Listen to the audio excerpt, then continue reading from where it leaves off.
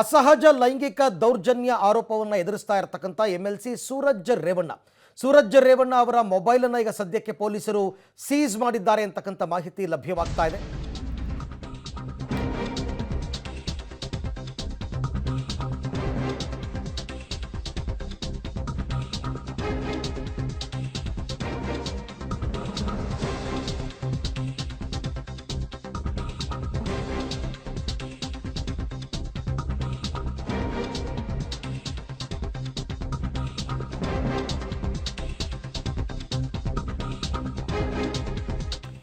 ಸೂರಜ್ ರೇವಣ್ಣ ಅವರ ಮೊಬೈಲನ್ನು ಸೀಸ್ ಮಾಡಿದ್ದಾರೆ ಪೊಲೀಸರು. ಅಸಹಜ ಲೈಂಗಿಕ ದೌರ್ಜನ್ಯದ ಆರೋಪವನ್ನು ಸೂರಜ್ ರೇವಣ್ಣ ಅವರು ಎದುರಿಸ್ತಾ ಇದ್ದಾರೆ. ಮೊಬೈಲನ್ನು ಸೀಸ್ ಮಾಡಿ ಮಾಹಿತಿಯನ್ನು ಪಡ್ಕೋತಾ ಇದ್ದಾರೆ ಪೊಲೀಸರು. ಅಂದರೆ ಬ್ಲ್ಯಾಕ್ ಮೇಲ್ ವಿಚಾರವಾಗಿ ಮೊಬೈಲ್ ಸಾಕ್ಷಿಗಳನ್ನು ನೀಡೋದಕ್ಕೆ ಸೆನ್ ಠಾಣೆಗೆ ಅಂತ ನಿನ್ನೆ ಸೂರಜ್ ರೇವಣ್ಣ ಬಂದಾಗಲೇ ಅವ್ರನ್ನ ಲಾಕ್ ಮಾಡಿಕೊಂಡ್ರು, ನಿಮಗೆಲ್ಲ ಗೊತ್ತೇ ಇದೆ. ಇದೀಗ ಅವರ ಮೊಬೈಲನ್ನು ಸೀಸ್ ಮಾಡಿ ಅಸಹಜ ಲೈಂಗಿಕ ದೌರ್ಜನ್ಯಕ್ಕೆ ಸಂಬಂಧಪಟ್ಟ ಸಾಕ್ಷಿಗಳ ಸಂಗ್ರಹಕ್ಕೆ ಪೊಲೀಸರು ಮುಂದಾಗಿದ್ದಾರೆ. ಅಂದರೆ ಈ ಫೇಸ್ಬುಕ್ ಮೆಸೆಂಜರ್ನಲ್ಲಿ ಚಾಟ್ ಮಾಡಿರ್ಬೋದು, ವಾಟ್ಸಪ್ ಮೆಸೇಜ್ನಲ್ಲಿ ಚಾಟ್ ಮಾಡಿರ್ಬೋದು, ಅಥವಾ ಕಾಲ್ ಮಾಡಿರ್ಬೋದು, ವಾಟ್ಸಪ್ ಕಾಲ್ ಮಾಡಿರ್ಬೋದು, ಫೋನ್ ಕಾಲ್ ಮಾಡಿರ್ಬೋದು. ಇದೆಲ್ಲವೂ ಕೂಡ ಟೆಕ್ನಿಕಲ್ ಎವಿಡೆನ್ಸ್ ಆಗುತ್ತೆ ಈ ಪ್ರಕರಣದಲ್ಲಿ. ಹಾಗಾಗಿ ಇದೆಲ್ಲವನ್ನು ಕೂಡ ಈಗ ಪೊಲೀಸರು ಸದ್ಯಕ್ಕೆ ವಶಪಡಿಸಿಕೊಂಡಿದ್ದಾರೆ. ಅಂದರೆ ಮೊಬೈಲ್ನ ಸೀಸ್ ಮಾಡಿ ಮೊಬೈಲ್ನಲ್ಲಿರ್ತಕ್ಕಂಥ ಎಲ್ಲ ಡೇಟಾಗಳನ್ನು ಕಲೆಕ್ಟ್ ಮಾಡ್ತಕ್ಕಂಥದ್ದು ಇದು ಕೂಡ ಪಾರ್ಟ್ ಆಫ್ ದ ಇನ್ವೆಸ್ಟಿಗೇಷನ್. ಮೊಬೈಲ್ನಲ್ಲಿ ಏನು ಎತ್ತ ಅಂತಕ್ಕಂಥದ್ದು ಆ್ಯಕ್ಚುಲಿ ಇದನ್ನು ಸಾಕ್ಷಿ ಕೊಡೋದಕ್ಕೆ ಅಂತಲೇ ಸೆನ್ ಪೊಲೀಸ್ ಸ್ಟೇಷನ್ಗೆ ಬಂದಿದ್ದು ಸೂರಜ್ ರೇವಣ್ಣ. ನಿನ್ನೆ ಬಂದಾಗ ಆತನನ್ನು ಲಾಕ್ ಮಾಡ್ಕೋತಾರೆ, ಯಾಕೆಂದರೆ ಅಷ್ಟೊತ್ತಿಗಾಗಲೇ ಆತನ ವಿರುದ್ಧ ಕಂಪ್ಲೇಂಟ್ ಲಾಡ್ಜ್ ಆಗಿರುತ್ತೆ. ಈಗ ಆ ಮೊಬೈಲನ್ನು ವಶಕ್ಕೆ ಪಡ್ಕೊಂಡು ಮಿಕ್ಕಿದ್ದೆಲ್ಲ ಡೀಟೇಲ್ಸ್ ಎಲ್ಲವನ್ನು ಏನೇನಿದೆ ಮೊಬೈಲ್ನಲ್ಲಿ ಟೆಕ್ನಿಕಲ್ ಎವಿಡೆನ್ಸ್ ಅಂತ ಅಂದ್ಬಿಟ್ಟು ಒಂದು ವೇಳೆ ಡಿಲೀಟ್ ಆಗಿದ್ದರೆ ಅದನ್ನು ರಿಟ್ರೀವ್ ಮಾಡ್ತಾರೆ. ಯಾಕೆಂತಂದರೆ ಆರೋಪಿ ಹತ್ತಿರ ಇರತಕ್ಕಂಥ ಮೊಬೈಲ್, ಅಂದರೆ ಮೊಬೈಲ್ನಲ್ಲಿರ್ತಕ್ಕಂಥ ಡೀಟೇಲ್ಸ್ ಮತ್ತು ಸಂತ್ರಸ್ತ ಕೊಡುವಂತಹ ಡೀಟೇಲ್ಸ್ ಇದೆರಡೂ ಕೂಡ ಮ್ಯಾಚ್ ಆಗಬೇಕು. ಈಗ ಉದಾಹರಣೆಗೆ ಸಂತ್ರಸ್ತ ನನಗೆ ಇಂಥ ದಿನ ಇಷ್ಟು ಗಂಟೆಗೆ ಫೋನ್ ಮಾಡಿ ತೋಟದ ಮನೆಗೆ ಕರೆದ್ರು ಅಂತ ಹೇಳ್ತಾರೆ, ಅದು ಕಾಲ್ ಡೀಟೇಲ್ಸ್ ಇರಬೇಕಲ್ಲ. ಬಂಧಿಸಿದ್ದೀವಿ, ಯಾವ ವಿಚಾರಕ್ಕೆ ಬಂಧಿಸಿದ್ದೀವಿ ಅಂತ ಕೇಳಿದಕ್ಕೆ ಅವ್ರು ಹೇಳಿದ್ದಾರೆ.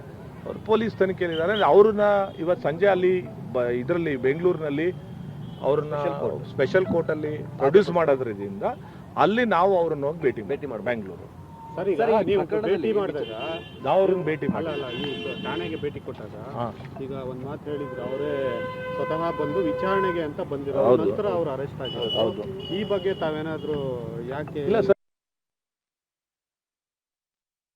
ಓಕೆ, ಸೂರಜ್ ಪರ ವಕೀಲರು ಮಾತನಾಡ್ತಾ ಇದ್ರು. ಅವರು ಕೊಟ್ಟಿರ್ತಕ್ಕಂಥ ಮಾಹಿತಿ ಇವತ್ತು ಸಾಯಂಕಾಲ ಜನಪ್ರತಿನಿಧಿಗಳ ನ್ಯಾಯಾಲಯದ ಜಡ್ಜ್ ಮುಂದೆ ಹಾಜರುಪಡಿಸ್ತಾರೆ ಅಂತಕ್ಕಂಥದ್ದು. ಅವರು ಮುಂದೆ ಏನು ಮಾಡಬೇಕು, ಕಾನೂನಾತ್ಮಕವಾಗಿ ಯಾವ ರೀತಿ ಹೋರಾಟ ಮಾಡಬೇಕು ಅದನ್ನು ಮಾಡ್ತಾರೆ. ಏಕೆಂತಂದರೆ ಈಗ ಫಸ್ಟು ಜಡ್ಜ್ ಮುಂದೆ ಹಾಜರುಪಡಿಸಿ ಪೊಲೀಸರು ಕಸ್ಟಡಿಗೆ ಪಡ್ಕೋತಾರೆ. ಸೇಮ್ ಪ್ರಜ್ವಲ್ ರೇವಣ್ಣ ಕೇಸಲ್ಲಿ ಯಾವ ರೀತಿ ಆಯಿತು, ದರ್ಶನ್ ಕೇಸ್ನಲ್ಲಿ ಯಾವ ರೀತಿ ಆಯಿತು, ಅದೇ ರೀತಿಯಲ್ಲೇ ಇಲ್ಲೂ ಕೂಡ ಮಾಡ್ತಾರೆ. ಓಕೆ, ಈ ಬಗ್ಗೆ ಮತ್ತಷ್ಟು ಮಾಹಿತಿ ನನ್ನ ಕೊಲೀಗ ನಾರಾಯಣಗೌಡ ಅವರಿಂದ ಮಾಹಿತಿಯನ್ನು ಪಡ್ಕೊಳ್ಳೋಣ. ನಾರಾಯಣಗೌಡ, ಈಗ ಪ್ರಮುಖವಾಗಿ ಸೂರಜ್ ರೇವಣ್ಣ ಅವರನ್ನು ಪೊಲೀಸರು ವಶಕ್ಕೆ ಪಡೆದುಕೊಂಡ ನಂತರ ಇಲ್ಲಿಯ ತನಕ ಏನೇನು ಡೆವಲಪ್ಮೆಂಟ್ಸ್, ಬೆಂಗಳೂರಿಗೆ ಹೊರಟಿದಾರಾ ಹೇಗೆ ಅಂತ?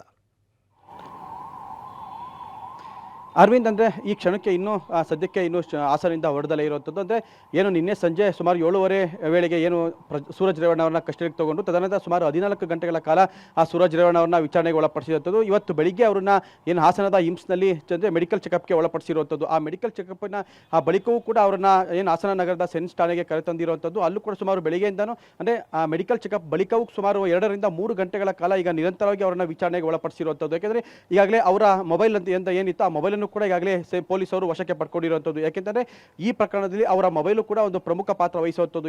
ಯಾವಾಗ ದೂರುದಾರರು ನನ್ನ ಮೇಲೆ ಇವರ ಮೇಲೆ ಒಂದು FIR ಕೂಡ ದಾಖಲು ಮಾಡಿದ್ರು, ಆಗ ಸೂರಜ್ ರೇವಣ್ಣ ಅವರು ಕೂಡ ಒಂದು ಸ್ಪಷ್ಟವಾಗಿ ಹೇಳಿದಂಥದ್ದು, ನನ್ನ ಬಳಿ ಅವರು ನನಗೆ ಹಣಕ್ಕಾಗಿ ಡಿಮ್ಯಾಂಡ್ ಮಾಡಿದಂಥ ಆಡಿಯೋ ಕೂಡ ಇದೆ ಅಂತ ಅವರು ಒಂದು ಸ್ಪಷ್ಟನೆ ನೀಡಿದಂಥದ್ದು. ಹಾಗಾಗಿ ಅವರ ಮೊಬೈಲನ್ನು ಕೂಡ ಈಗ ಪೊಲೀಸರು ವಶಕ್ಕೆ ಪಡ್ಕೊಂಡು ಅದರಲ್ಲಿ ಇದ್ದಂಥ ಎಲ್ಲ ಮಾಹಿತಿಗಳನ್ನು ಕೂಡ ಕಲೆ ಹಾಕೋದಕ್ಕೆ ಮುಂದಾಗಿರುವಂಥದ್ದು. ಜೊತೆಗೆ ಅದರಲ್ಲಿದ್ದಂಥ ಕೆಲವು ಡಿಲೀಟ್ ಆಗಿರುವಂಥ ಏನು ಸಂದೇಶಗಳಾಗ್ಬೋದು ಅಥವಾ ಆಡಿಯೋಗಳಾಗ್ಬೋದು ಅವನ್ನು ಕೂಡ ರಿಟ್ರೀವ್ ಮಾಡೋಕ್ಕೂ ಕೂಡ ಈಗ ಪೊಲೀಸರು ಮುಂದಾಗಿರೋ ಬಂದಿರುವಂಥದ್ದು. ಹಾಗಾಗಿ ಈಗಾಗಲೇ ಆ ಸೂರಜ್ ರೇವಣ್ಣ ಅವರ ಮೊಬೈಲನ್ನು ವಶಕ್ಕೆ ಪಡ್ಕೊಂಡಿರುವಂಥ ಪೊಲೀಸರು ಅವರ ವಿಚಾರಣೆಗೆ ಅಂತಂದರೆ ಪ್ರಕರಣ ಸಂಬಂಧ ಅವರಿಂದ ಮತ್ತಷ್ಟು ಮಾಹಿತಿಗಳನ್ನು ಕಲೆ ಆಗ್ತಿರುವಂಥದ್ದು ಒಂದು. ಈಗ ಈ ಬೆನ್ನಲ್ಲೇ ಈಗಾಗಲೇ ಸೂರಜ್ ರೇವಣ್ಣ ಅವರ ಪರ ವಕೀಲ ಏನು ಪೂರ್ಣಚಂದ್ರ ಅವರಿದ್ದಾರೆ, ಅವರು ಕೂಡ ಈಗಾಗಲೇ ಸೆನ್ಸ್ ಠಾಣೆಗೆ ಭೇಟಿ ನೀಡಿರುವಂಥದ್ದು. ಅವರ ಪೊಲೀಸರ ಅಂದರೆ ತನಿಖಾಧಿಕಾರಿಗಳ ಬರೀ ಅವರು ಮಾಹಿತಿಯನ್ನು ಕಲೆ ಹಾಕಿರುವಂಥದ್ದು.